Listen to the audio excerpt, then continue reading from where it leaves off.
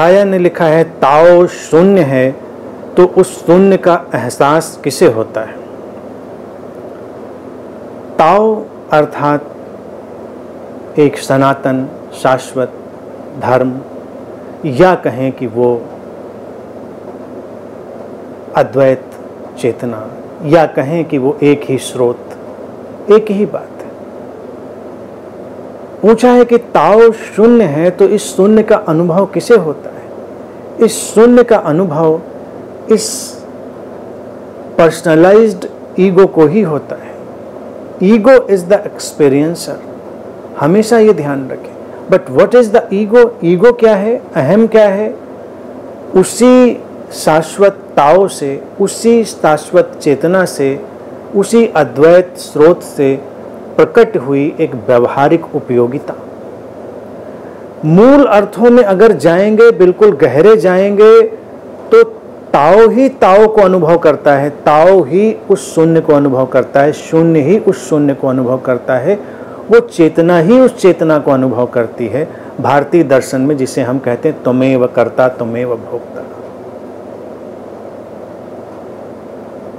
तुम ही करने वाले, तुम ही भोगने वाले, तुम ही दिखाई देने वाले, तुम ही देखने वाले, तुम ही वो, या जिसे जय कृष्ण मूर्ति कहते हैं the observer is the observed. दृष्टा ही दृश्य है, देखने वाला ही दिखाई देने वाला है।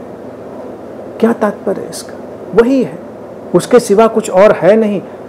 लेकिन वहां बात हो जाती है गूढ़। बात को सरल और व्यवहारिक बनाएं तो वही अज्ञेय, वही अद्वैत, वही शून्य, वही ताओ, वही स्रोत, वही एक चेतना, वही ब्रह्म, जो भी नाम हम देना चाहें उसको। ये नामों का खेल है और खेलों में बहुत नहीं पड़ना चाहिए। वो द्वैत की लीला में टूटकर एक व्यवहारिक उपयोगिता में ढलता है, और वही शून्य इस शरीर मन में ढलता है। इस शरीर मन में शरीर बिल्कुल यंत्र है, हार्डवेयर है, और जो मन माइंड है था कि ये बॉडी माइंड, इसकी अपनी एक व्यवस्था है। शरीर हार्डवेयर की तरह समझ लें, माइंड सॉफ्टवेयर की तरह। तो जब भी हम ये पूछते हैं कि किसे अनुभव होता है, तो प्रैक्टिकली व्यवहारिक रूप में ये इस माइंड को ही अनुभव होता है। माइंड और ईगो को हम साइनोनिमस उपयोग कर सकते हैं, उसमें कोई अड़चन नहीं है। इस बात में कंफ्यूजन नहीं होना चाहिए, क्योंकि अध्यात्म में लोग इतना उलझ कर रह गए हैं कि वो इन बातों की सर्कस में लग जाते हैं। जब मैं नहीं होऊंगा तब अनुभव घटेगा, जब मैं मिट जाऊंगा तब वो ध्यान का अनुभव, वो परम का अनुभव घटेगा। अरे भाई, कौन मिटेगा? कौन मिटेगा? और फिर किसे अनुभव होगा? कुछ तो रहेगा। तो तुम मिट जाओगे तो फिर भी तो रहोगे ना। लेकिन उलझ गए हैं लोग इन शब्दों में और इसमें सर्कस करते रहते हैं। मैंने इस बात को बिल्कुल सीधा सिंपल कर दिया है। ईगो ही है, माइंड ही है, वही अनुभव करता है। और ईगो और माइंड के दो पार्ट हैं, फंक्शनल और फिक्शनल। फिक्शनल जो स्टोरी बनाता है, स्टोरी में रहता है, कहानियों में रहता है, कहानियों में जीता है, वो बहुत उपयोगी नहीं है। हालांकि उसकी भी उपयोगिता है, क्योंकि संसार में बिना उपयोग के तो कुछ मिलता नहीं। लेकिन कहानियाँ ही कहानियाँ हैं। फंक्शनल और फिक्शनल पार्ट, चाहे वो ईगो का हम कहें या माइंड का कहें, फंक्शनल पार्ट ये है जो संसार में फंक्शन करता है। तो हमेशा वो फंक्शनल ईगो बचा रहता है। तो जब कोई कहता है कि मैं मिट गया, तो उसका फिक्शनल ईगो या फिक्शनल माइंड मिटा। सिंपल।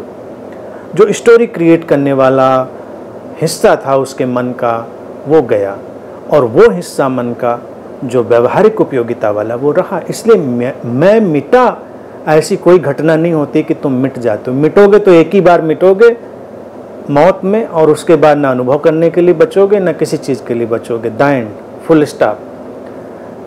ये जो बीच में मैं मिटा की कवायद है, इसको मेंटल सर्कस नहीं बनाना है।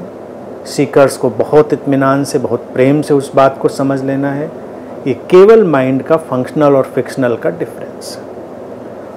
तो जब भी अनुभव करता है कुछ, वो तुम्हारा ईगो है, वो तुम्हारा माइंड है, और कोई इंस्ट्रूमेंट हमारे पास नहीं है अनुभव करने के लिए। तुम कहोगे चेतना अनुभव करती है, तो चेतना के माध्यम से क्रिएट होता है ये माइंड का इंस्ट्रूमेंट जो अनुभव करता है। जैसे कि हम कहें कि क्या जो टीवी पर पिक्चर आती है वो टीवी के स्क्रीन पर आती, उसके स्ट्रक्चर और उसकी जो टेक्नोलॉजी है उस पर रिफ्लेक्ट होती है, बिजली पर नहीं होती। तो चेतना इज लाइक इलेक्ट्रिसिटी, वो बिजली सारा काम तो वही कर रही है, उसी से सारी चीज़ें एक्टिव होंगी। लेकिन बिजली का उदाहरण भी थोड़ा हल्का पड़ जाता है, उतना एक्यूरेट नहीं है। चेतना एक बहुत व्यापक शब्द है, सब कुछ को समेटने वाला है। तो बात स्पष्ट है, बस इसको इतना ही समझें, बहुत लंबे में जाने की जरूरत नहीं, बिल्कुल स्पष्ट है। Your mind, your ego, the functional part of your mind and ego, that is experiencer, that's all.